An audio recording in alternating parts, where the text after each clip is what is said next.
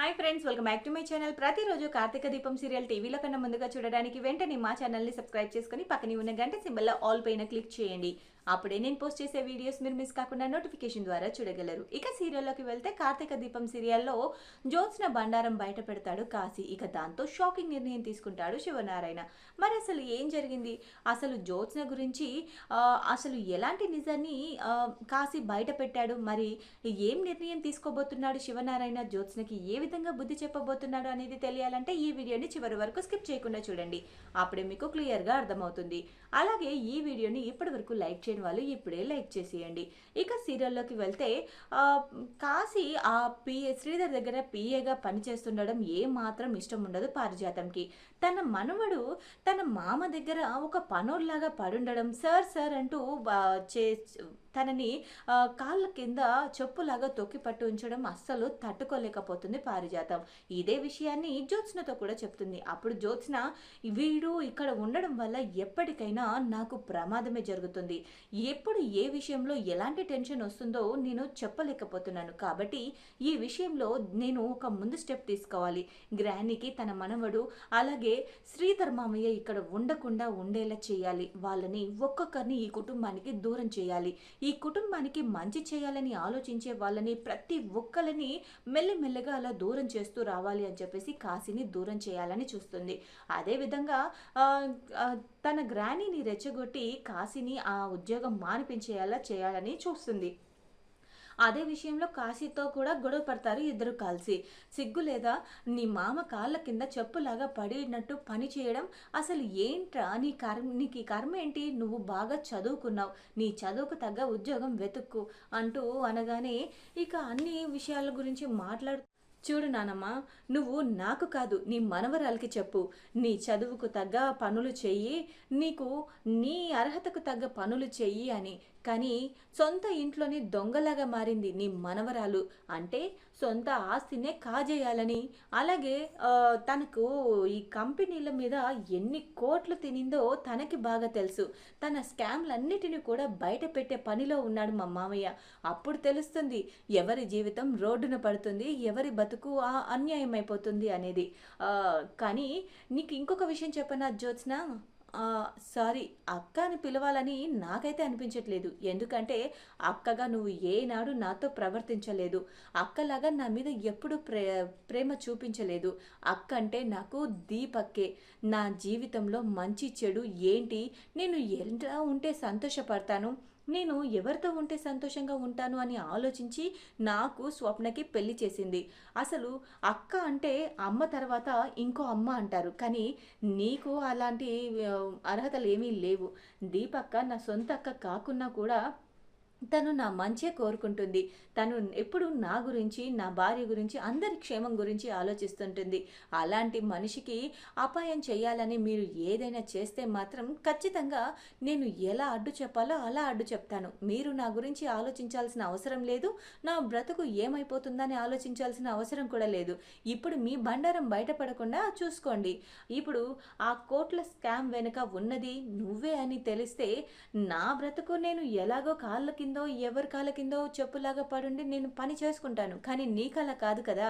నువ్వు అన్ని కోట్ల స్కామ్ చేసి కంపెనీ సొమ్ముని నువ్వు మాత్రమే సొంతంగా తింటున్నందుకు నిన్ను జైల్లో పెడతారు, చిప్పకుడు తినేలా చేస్తారు అని చెప్పేసి కాశీ అయితే బెదిరిస్తూ ఉంటాడు. ఇక అదంతా చెప్పిన తర్వాత తన మనవరాలి బ్రతుకు ఏమైపోతుందో అని చాలా చాలా టెన్షన్ పడిపోతూ ఉంటుంది పారిజాతం. నిజానికి వాడు అన్న మాటలు కరెక్టే. వాడు ఏదో ఒక విధంగా బ్రతుకుతాడేమో, కానీ నువ్వు మాత్రం అలా బ్రతకలేవే. నువ్వు ఏమేమో చేస్తున్నావు, నాకు తెలియకుండా ఎన్ని పనులు చేస్తున్నావు. అయినా అసలు ఏంటి నువ్వు? ఎందుకు ఇలా చేసావు? ఇలా చేయాల్సిన అవసరం నీకేమొచ్చింది? నువ్వు నిజంగా ఇరుక్కున్నావు. నా మాట విని నువ్వు ఎక్కడికైనా వెళ్ళిపోవే, అప్పుడు కనీసం నాకు వచ్చిన కలన్నా దూరంగా ఉంటుంది. ఇప్పుడు నీకు ఉన్న డబ్బులు సరిపోతాయి కదా. వీళ్ళు నిదానంగా అన్నీ మర్చిపోయిన తర్వాత మళ్ళీ వద్దు. కానీ ఇప్పుడు ఈ విషయం కనుక బయటపడిందంటే మనము రోడ్డు మీద అడుక్కు తినాల్సి వస్తుంది. నా మాట విని ఎక్కడికైనా వెళ్ళిపోవే అంటూ అనగానే, నేను ఎక్కడికి వెళ్తాను గ్రాని, ఇది నా ఆస్తి. ఇన్ని కోట్ల ఆస్తిని వదిలేసి కేవలం ఒక 4-5 కోట్ల కోసం నేను ఎక్కడికి వెళ్తాను? అలా ఎప్పటికీ జరగదు అనగానే, నా మాట వినవే, నువ్వు కోట్ల స్కామ్ చేశావు. ఆ స్కామ్‌తో పాటు నేను చేసిన స్కామ్ గిన బయటపడిందంటే ఇంకేదైనా ఉందా? నిన్ను, నన్ను ఇద్దరిని కలిపి జైల్లో వేస్తారు. ఈ ఇంటి అసలైన వారసురాలు కోసం జల్లెడ పడతారు. అప్పుడు అసలైన వారసురాలు వచ్చింది అంటే నీకు ఈ ఆస్తి కూడా దక్కదే. నువ్వు దాచుకున్న, దోచుకున్న ఆ ఆస్తి కూడా పరుల పాలైపోతుంది అని అనగానే చూడు గ్రాని, ఈ ఆస్తే కాదు, ఈ ఇంటి నుంచి చిల్లి గవ్వ కూడా ఆ దీపకు చేరనివ్వను అనగానే, ఏంటి దీపకు చేరనివ్వవా? ఏం జరుగుతుంది? దీపకెందుకు వస్తుంది ఈ ఆస్తిలో వాటా అనగానే, అబ్బా మళ్ళీ ఇరుక్కుపోయానా? అనవసరంగా నేను గ్రానీ దగ్గర ఇరుక్కుపోతున్నాను. నా నోటి తొందరదనంతో అసలు నేను నా నోటి దురుస్తో నా అంతట నేనే నిజాలు బయట పెట్టేలా ఉన్నాను.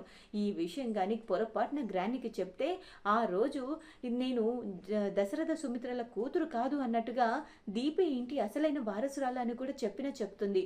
నేను ఇప్పుడు ఈ నిజం ఈవిడకి నేను చెప్పను అని చెప్పేసి అనుకుంటూ ఉంటుంది. ఇక ఆ తర్వాత నాకు ఎందుకో అనుమానంగా ఉంది. జ్యోత్స్న ఏదో నా దగ్గర దాస్తుంది. దీన్ని నిజం బయట పెట్టించాలి అంటే దీన్ని బయటికి తీసుకువెళ్ళి ఖచ్చితంగా ఏదో ఒకటి చేసి దాని చేత నిజం బయట పెట్టించేలా చేయాలి అని చెప్పేసి, జ్యోత్స్న నేను నీతో వెంటనే మాట్లాడాలి, పద బయటికి వెళ్దామని చెప్పేసి జ్యోత్స్నని తీసుకొని బయటికి వెళ్తుంది. అయితే అక్కడ జ్యోత్స్న క్యాంటీన్, మొబైల్ క్యాంటీన్ అవన్నీ నడుస్తూ ఉంటాయి కదా.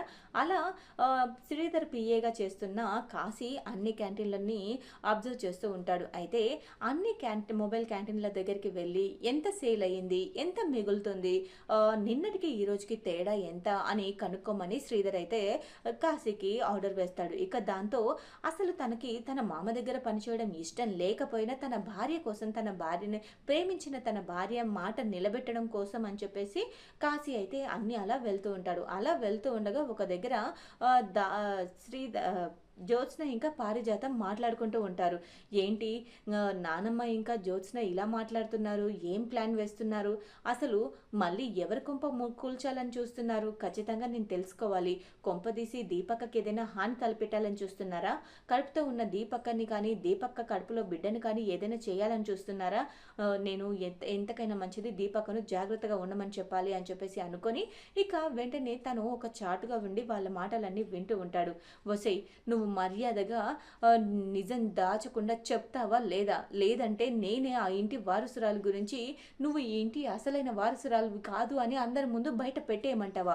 నువ్వు నా దగ్గర కూడా నిజాలు దాస్తున్నావు. నీకు మంచి చేయాలని చూసిన నా దగ్గర కూడా ఇన్ని విషయాలు దాస్తున్నావు. అసలు నాకు ఏ విషయమో చెప్పట్లేదు. ఏం చేస్తున్నావో నీకైనా అర్థమవుతుందా? ఒక్కసారి ఆలోచించి నిర్ణయం తీసుకో అని చెప్పేసి అనగానే, గ్రానీ నీకేమైనా నేనేం చేశాను గ్రానీ అనగానే, నిజంగా చెప్తావా లేదా? లేదంటే నేను ఇప్పుడే శివనారాయణకు ఫోన్ చేసి నువ్వు పుట్టినప్పుడు చేసిన తప్పులన్నీ ఒప్పుకొని కాళ్ళ మీద పడి క్షమించమని అడుగుతాను. అప్పుడు కనీసం నన్నైనా క్షమించి దగ్గరికి తీసుకుంటారు అనగానే, గ్రానీ నీకేమైనా మతిపోయిందా అనగానే, అవునే నిజంగానే నేను చాలా పెద్ద తప్పు చేశాను. నా కొడుకుకు పుట్టిన కూతురు నువ్వు ఆ ఇంటి వారసురాల్లాగా ఉండాలని నేను చాలా ఆశపడ్డాను, చాలా అత్యాశపడ్డాను. నా మనవరాలు ఎప్పటికైనా నన్ను ఒక మహారాణిలాగా చూసుకుంటుంది అనుకున్నాను. కానీ ఇప్పుడు నీ వల్ల నేను మహారాణి కాదు కదా, అడుక్కు తినే స్థాయికి పడిపోయేలా ఉన్నాను. కనీసం నా దగ్గర కూడా నువ్వు నిజం చెప్పట్లేదు. నిజం చెప్పవే, నీకు అసలైన వారసురాలు ఎవరో తెలుసు కదా అనగానే, తెలుసు గ్రాని అనగానే, ఏంటి తెలుసా? ఎవరి అసలైన వారసురాలు అని అడుగుతుంది పారిజాతం అత్యుత్సాహంగా. ఎవరు కాదు గ్రాని, ఎవరైతే నాకెందుకు ఇంత టెన్షన్గా ఉంటుంది?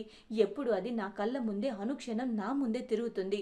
నేను ప్రేమించిన వాడిని పెళ్లి చేసుకొని నా ముందు చెట్టపట్టలేసుకొని నేను ప్రేమించిన వాడి బిడ్డకి తల్లి అవుతుంది అనగానే, అంటే దీప ఆ ఇంటి అసలైన వారసురాలా అంటూ షాకింగ్గా అడుగుతుంది.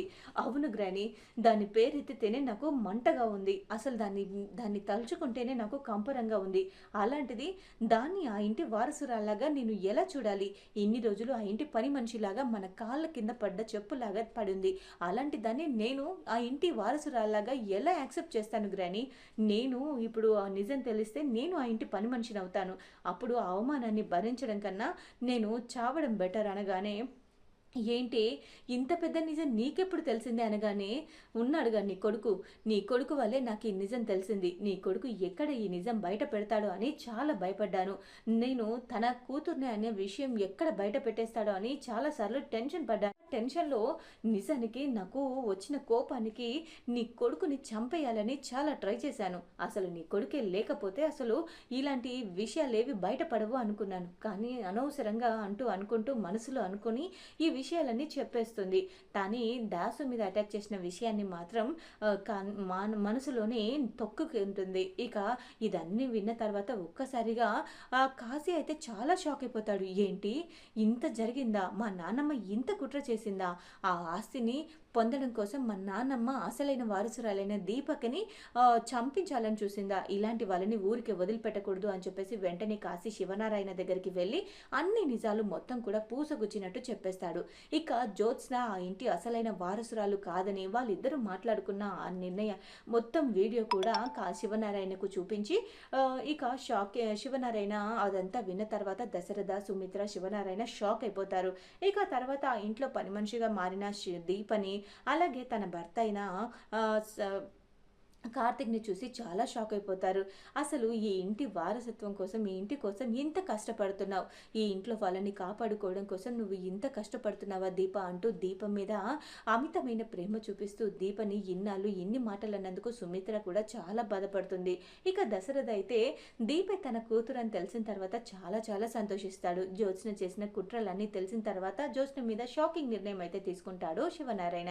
మరి అసలు శివనారాయణ ఎలాంటి నిర్ణయం తీసుకోబోతున్నాడు? శివనారాయణ జ్యోత్స్నకి ఎలా చుక్కలు చూపించబోతున్నాడు, ఎలా బుద్ధి చెప్పబోతున్నాడు అనేది తెలియాలంటే తర్వాత ఎపిసోడ్ వరకు వేచి చూడాల్సిందే. ఈ వీడియో కనుక మీకు నచ్చినట్లయితే లైక్ చేసి షేర్ చేయండి. మా ఛానల్లోని మరెన్నో లేటెస్ట్ అప్డేట్స్ కోసం వెంటనే మా ఛానల్ని సబ్స్క్రైబ్ చేసుకుని పక్కనే ఉన్న గంట సింబల్లో ఆల్ పైన క్లిక్ చేయండి. అప్పుడే నేను పోస్ట్ చేసే వీడియోస్ మీరు మిస్ కాకుండా నోటిఫికేషన్ ద్వారా చూడగలరు.